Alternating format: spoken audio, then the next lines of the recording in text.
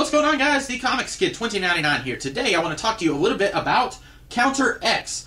This was an attempt by Marvel Editorial to shake up the X-Men books in the year 2000. And I'm going to say it was a failed attempt because about a year later, they once again shook up the status quo of the X-Men books. And I feel like that attempt at a soft relaunch was much more successful. At the very least, it is much more well-known. 20 years later, I feel like people are much more familiar with what came after Counter X than they are with this era of stuff that was coming out in 2000. And Counter X was a few books. It was Generation X, XForce, and X-Man, which was part of a larger rebranding of the X-Men books called Revolution. And in Revolution, pretty much all of the X-Men books had a new creative team. Robert Weinberger was put on Cable. Chris Claremont was back on X-Men, and I think Uncanny X-Men also after like 10 years of being gone. And then you had Warren Ellis writing X-Men, Generation X, and X-Force. And I only have these two trades. I got them dirt cheap in used comic book shops, but there were 2 Generation X books collected, 2 X-Force books collected, and 1 X-Man book collected. And they did a couple of them in 2008, and then they did a few more in 2013, which was really weird to me that they waited that long. And then they solicited another X-Men book, and then they never released it. So basically, Warren Ellis was plotting these books, but was not actually doing the scripting. And so it really feels like they said, hey, Warren Ellis is kind of well known. A few years before this, he revamped Doom 2099. Around this time, he was starting on Stormwatch. I can't remember if The Authority and Planetary had definitely been going on for a little while before this. The Authority, I don't know when that started, but Stormwatch, his version of Stormwatch, had definitely been going on by this point. And so he is starting to be well known as the guy that you can bring in to kind of do a relaunch of a book and kind of say, okay, ignore everything that came before. Here's what you really want to be reading. And so they get him to do plot synopses of X-Force, Generation X, and X-Man. I have not read any of the X-Man stuff. Like I said, these are the only 2 books from this relaunch that I have, but I've never been much of a fan of X-Men, so I'm probably not ever going to bother with that. But anyway, basically it feels like Warren Ellis said, okay, X-Force, and then he writes up like a 2 or 3 page single-space plot synopsis for 6 or so issues, and then he hands it off to Ian Eddington. And then Generation X, okay, what do we do with these guys? So then he does, another couple pages of plot synopsis and hands it off to Brian Wood. At this time, I don't think Brian Wood was very well known. He's a little bit more well known now, but it's weird to me seeing a name that I recognize on a book where he's kind of the under guy, and then Warren Ellis is the one who's kind of calling all the shots. And I would love to know how right I am on this. Was Warren Ellis just kind of phoning it in and letting these other guys who are actually doing the writing actually figure everything out, or was he doing a little bit more, like, with the writer, kind of helping them plot out each issue? Because the X-Force book, this feels like a Warren Ellis book. If you took all the names off the cover, I would have said this feels very Warren Ellis. This Generation X book doesn't really feel like a Warren Ellis book. There's one aspect of it that feels kind of like it comes out of a Warren Ellis comic, but everything else about it doesn't feel anything like Warren Ellis. And I think it's because he didn't really know what to do with the characters in Generation X. So first, I guess I will talk about this X-Force book.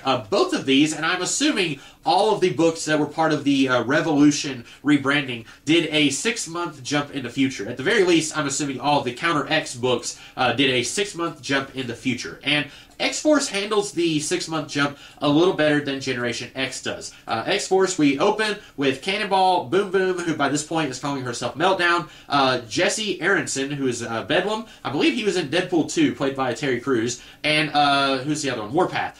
They are being led by Peter Wisdom, who was a remnant from Warren Ellis's run on Excalibur, which came before this. And that's how you can definitely tell this is a Warren Ellis comic, because nobody really cares about Peter Wisdom except for Warren Ellis. And so these 4 are now kind of taking orders from Peter Wisdom, and it's basically the premise of X-Force. And then we find out that 6 months earlier, you also had Domino and Danny Moonstar, who are part of X-Force, and then Peter Wisdom shows up, and I guess he had showed up before the 6-month jump and met the X-Force guys, because they're acting like they've already met him. And there are several issues of X-Force that I have not read, so I don't know how much of a relaunch this is of what came before. But basically, Peter Wisdom came to X-Force and said, I can give you guys missions to help save the world. Will you join me? And for whatever reason, Domino and Danny Moonstar say, no, we are not doing this. And everyone else says, yes, we will go with Peter Wisdom. And it's really weirdly handled because, like I said, this is the premise of X-Force. The New Mutants back in the late 80s, they were students of first Charles Xavier and then Magneto, and then they left Magneto, and Cable comes along and says, I'm going to turn you into a paramilitary task force. You are no longer students, you are now soldiers, and we are going to fight the good fight, and we're going to be a little bit more extreme in how we do it. We're not going to play with kid gloves like the X-Men do. That was the given premise of X-Force. And then for 100 issues, I guess it just kind of devolved into an X-Men copy. This is basically like the X-Men, except it's not Cyclops, Wolverine, and Storm. It's all these other characters who are students in the New Mutants. And Peter Wisdom basically comes in and says, I want you guys to help me with these down and dirty missions. There are bad people out there. I want you guys to help me stop them. And X-Force is not even going out and killing anybody, but for whatever reason that I cannot understand, Danny Moonstar and Domino are totally against this. They're like, no, you can't do this. Why are you doing this? And I don't really see what the problem is. This is very similar to the early days of X-Force when Cable was kind of playing the Peter Wisdom role. He's an outsider who comes in and molds these guys into a different kind of team. And that's what this book is playing itself as, except I don't see how this is any different than what they were already doing. Maybe if I go back and read a lot of the stuff after Fabian Nicesia and before Counter X, maybe they did just kind of devolve into a off-brand X-Men, and maybe this was kind of putting them back on track. But at one point, there's this terrorist group that is trying to turn everybody into this savage mutant that's going to kill everyone. X-Force comes in and stops that from happening. And then Domino says, yeah, but how many people died doing it? And I'm thinking, well, X-Force didn't kill anyone. They came in and saved lives. Maybe the bad guys killed some people, but I don't know why you're blaming X-Force for that. But then they fight this thing, and then they don't even stop the bad guys. They just stop this evil plan from happening. The bad guys are able to figure out that Peter Wisdom's behind it. They go and they shoot him. I know he survives this because he shows up a few years later in the Wisdom miniseries, but then Peter Wisdom's gone. And then Domino comes in and says, I need your help. I've got this really disgusting looking mold organism thing on my back. I need help getting it off. And then they team up with this secret organization, and these guys are upset at X-Force for letting Pete Wisdom die, even though they also said, you guys did really good stopping that terrorist organization. Pete Wisdom was killed while X-Force was stopping this evil thing from happening. So they acknowledge that X-Force was doing good, but they're also upset that X-Force let Pete Wisdom die. That's really dumb. We find Pete Wisdom's sister. She's involved with this. At one point, she looks like Pete Wisdom's grandma, and then later she looks like Charlize Theron. So I don't even know what's going on there. But basically, like I said, this feels a lot like a Warren Ellis comic. The bad guys feel a lot like they come right out of Stormwatch or The Authority or Planetary. They feel like Warren Ellis really cared about this. And it's a little weird that Domino and Danny Moonstar are so upset with these guys. I think you could have maybe gotten rid of Domino. Maybe you could have her do her own thing, but it feels weird that they had to get rid of Danny. But then I was also a little surprised how much this was referencing stuff that came before. Because generally, when you do a soft relaunch, you're going to kind of gently pretend like the stuff that came before didn't exist. Because you want this to be a new creative, new reader-friendly book where anyone can jump on and start reading this. And then you start referencing something that happened in the Cable book where Domino was mind-controlled and tried to kill Cable. And okay, that's a little weird. But there is more stuff with X-Force that comes after this. There is another volume of Counter X. I think it's volume 4.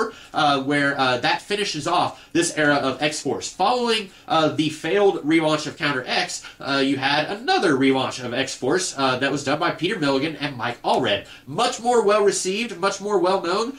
There are people who are huge fans of this X-Force. Cannonball, Boom Boom, Cable, Shatterstar, Feral. They're much more, they like that version, and so they, to this day, do not like the Peter Milligan, Mike Allred stuff that eventually became X-Statix. And I think if it had just canceled X-Force after issue 115 and then start a new series called X-Statix, I think maybe people would have been more open to it. But to this day, people are still fuming over that version of X-Force. There are so many people who just disown that. And I think that stuff holds up very well. The Mike Allred, Peter Milligan stuff, to this day, almost 20 years later, is still really good, really solid comics. But like I said, that relaunch of the X-Men books in 2001, much better, much more well-received than this stuff here. And then you have Generation X. Now, this does the 6-month jump a little different than X-Force. With X-Force, we start 6 months in the future, and then we get little snippets of what happened 6 months earlier. We get to see this argument between Danny and Domino and the rest of X-Force. We get to see snippets of it, but we are mostly staying in the 6-month jump in the future. Generation X is weird. I feel like they should have just ignored the whole 6-month jump period and reversed the two storylines that we have here, because the first story is set 6 months in the future, and it's basically Generation X trying to stop this government-sanctioned prison where kids talk about mutants and are kept there, and basically they die. There are kids who are getting on the internet, and both of these very much feel like Warren Ellis is like, okay, the internet is a thing. People have heard of the internet, so let's have Husk be on chat rooms and stuff. That's kind of modern. Feels incredibly dated reading this almost 20 years later, but I guess I can applaud them for trying to stay trendy and hip. But anyway, they find out that anyone who gets online and says something about mutants, any kid, like if you're a high school student and you say something about mutants, you are rounded up and put in this prison where you are forgotten. And it's really weird. You don't know if this is legal or not, because at the very beginning of the book, some S.H.I.E.L.D. agents try to arrest the warden of this prison, and then he kills them, and then later he says that he is working for the same people that S.H.I.E.L.D. are working for. And I don't know if that's true or not, because at the end, Husk talks about how she released all this information to the public, she sent it to the news agencies and called the parents, and the parents are coming and they're happy to be with their kids. So I don't know how official this was, and I don't think the book does either. And this feels a little bit like Warren Ellis, this guy who is talking about how adults are afraid of the younger generation. And that feels kind of topical today. You have people who are in their 50s, and they talk about the dang millennials who are causing the avocado market to crash, and millennials are not kids and teenagers. I think a lot of people think anyone younger than me is a millennial. That's not true. Millennials are like 25 to 39.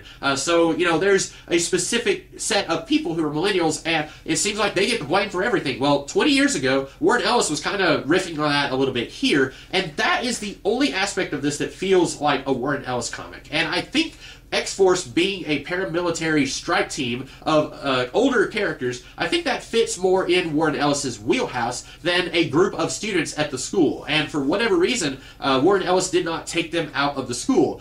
They do some sort of superhero stuff here, stopping this prison thing from happening. I don't know why the Generation X students don't call the X-Men to help them, because they are still attached to the Xavier and his group of people. Now, X-Force, they talk about how they have distanced themselves from the X-Men. Generation X has not. So I don't really understand that. And if you are a fan of Generation X, you're going to notice in this first storyline collected in this book that Sync, that's this guy here on the cover, he is absent. And at one point, Banshee is talking to Monet. He says, I miss Everett also. Everett is Sync's name. He says, I miss him too. And then later, Husk says something about after what happened. And so, okay, what happened to Sync? There's one of two options. Either A, he died in the 6-month jump, or B, he left the team angry. Maybe he went to join the Brotherhood of Mutants and he's a spy, something like that. They wouldn't have done that because a few years earlier, Havoc did that in X Factor. But maybe he left the team angry, and these guys are like, after what happened? And then the second storyline here goes back and tells us what happened to Sync. There was no reason for this book to be part of the 6-month jump. I feel like Warren Ellis should have used what little clout he had to say, why don't we let Generation X be excluded from the 1-year jump? Why don't we just do the second storyline collected in this book that shows how Sync died? Let's do that one first, and then you can do a jump showing the team kind of recovering from his death. Except Monet is the only one who actually seems sad that he died. Everyone else is back to their chipper selves, acting like business as usual. It's really weird. Also, apparently before Counter X, Jay Farber had done a brief run on Generation X where he brought in this idea, what if the Massachusetts Academy, where the team is active, what if there are human students there? What if there's like 100 humans who are there at school being students, and Generation X, they have to hide their mutant identities? That is maybe one of the dumbest ideas that I've ever seen in an X-Men comic. I guess I like the idea of the Massachusetts Academy being kind of forward-thinking. What if we had human students here also? But then the team having to hide the fact that they're mutants, that's really dumb. And then here, all of the Generation X kids are getting bullied because the other students suspect that they're mutants. And Sean and Emma, Banshee and Emma Frost, are both like, you guys need to be more careful. Stop using your mutant powers. What are you thinking? Why are you doing this? They are blaming Generation X for getting bullied by these human students who have no business being at the school in the first place. And I feel like Warren Ellis was like, you know, if I can do one thing, I'm going to get rid of these human students. Or maybe that was Brian Wood's idea. I don't know. But this story basically says Emma Frost's evil sister, she comes and hangs out here. She says, if you don't let me hide out here, the Hellfire Club, they're trying to kill me. If you don't let me hang out here, I will tell the world that your students are mutants. And then she starts like pushing people to be more aggressive towards the students. I don't know if Adrienne Frost has abilities or if she's just a human being. Now, after Generation X ended, there was an Emma Frost solo series when she was a teenager. So if you are interested in knowing more about Adrienne Frost, there is that series. I haven't read it, so I don't know anything about Adrienne, but she is just psycho. At one point, she sleeps with the student. That's a little weird. And then later, she sets some bombs in the school and kills a student. Everett, if you're wondering. He did die. And the book doesn't really try to play that as a surprise because, again, you get the 6-month jump in the future before you get the story that shows us how he died. If they just swapped those, they could have played it really dramatically. Who's going to die? Someone's going to die in this issue. But on the cover for the last issue collected here, we see Monet crying and she's cradling Everett in her arms. Oh, okay, he died, obviously. Adrienne Frost, apparently on the run from the Hellfire Club, and then she comes here and she, at one point, they reference something she had done before this, where she tried to kill the students. And Banshee says, what do you call that? And she says, I call that a dry run. Okay, that is her admitting that she wants to kill the students. She admits that to Banshee and Emma, but because she threatens to blackmail them and says, if you don't let me hide out here, I'm going to tell everyone that your kids are mutants, they say, okay, you can stay here. At the beginning, when we first see her, she even tells this guy, who I think she drugged him up, or maybe she killed him, I don't know. She tells this guy, I tried to kill the students at one point, and I like to finish what I started. So we know that she's trying to kill the students, but Emma and Sean don't know, even though she straight up tells them that was a dry run, meaning I'm going to try it again. And then she kills Everett, and she sets these bombs, and then afterwards, all the human students are gone, and then we get the 6-month jump story that came before, where they're the only students at the school again. I don't like the idea of human students being at the school. I think that's really silly, and that's not Warren Ellis or Brian Wood's fault, and I guess they were trying to get this back to the status quo that it was before, where you just have mutant students at the school. That's the status quo of the New Mutant series, that's the status quo of the Silver Age X-Men comics, and then that's the status quo of most of Generation X. I feel like they're trying to set the series back on a course that is a little bit better, but then it's just badly handled. I wish they had swapped these issues around, do the one where Everett dies first, and then you can do the other story. And this second half, where Adrienne Frost comes and kills everybody, it feels even less like a Warren Ellis comic than the first one does. It feels like Brian Wood was just on his own right there. And all of it says, based on a story by Warren Ellis. So I guess he was still plotting this, but it really doesn't feel like he was. Anyway, this was not as good as the X-Force. I don't think either of these are great. I think they feel like what people think of when they think of 90s X-Men comics. I don't know about everyone else, but I feel like there's this stigma that the 90s is the weakest element of the X-Men's history. Maybe some stuff that's come in the last 20 years or so, but I think the 90s kind of gets a bad rap, and both of these kind of feel like a representation of that, even though this comes in the year 2000. And incidentally, both of these ended not too long after Counter X. This series, while it kept going for a little while, starting in issue 116, that's when you get the Peter Milligan, Mike Allred stuff, and then this ended with issue 75. And unfortunately, a lot of these characters don't really get a lot to do in the post-Generation X world. The New Mutants characters, for example, they have kind of stayed in the spotlight after the original New Mutants series ended, but these characters, Skin was killed off-screen. Monet has kind of stayed important. She was in Peter David's X-Factor run. Jubilee has kind of jumped around here and there. Chamber doesn't really do a whole lot. I think he was a staff member at the Jean Grey Academy, but a lot of these characters were just kind of forgotten, and that's unfortunate because the early stuff of Generation X, I really love that. I feel like this is not a great conclusion to Generation X, and there is a little bit more that comes after this, but I have no idea what they're going to do in the last 5 issues of that series. But anyway, that's about all that I have to say about these 2 volumes of Counter X. I doubt that I'm going to seek out any of this other stuff. I may get the other volume of X-Force and Generation X.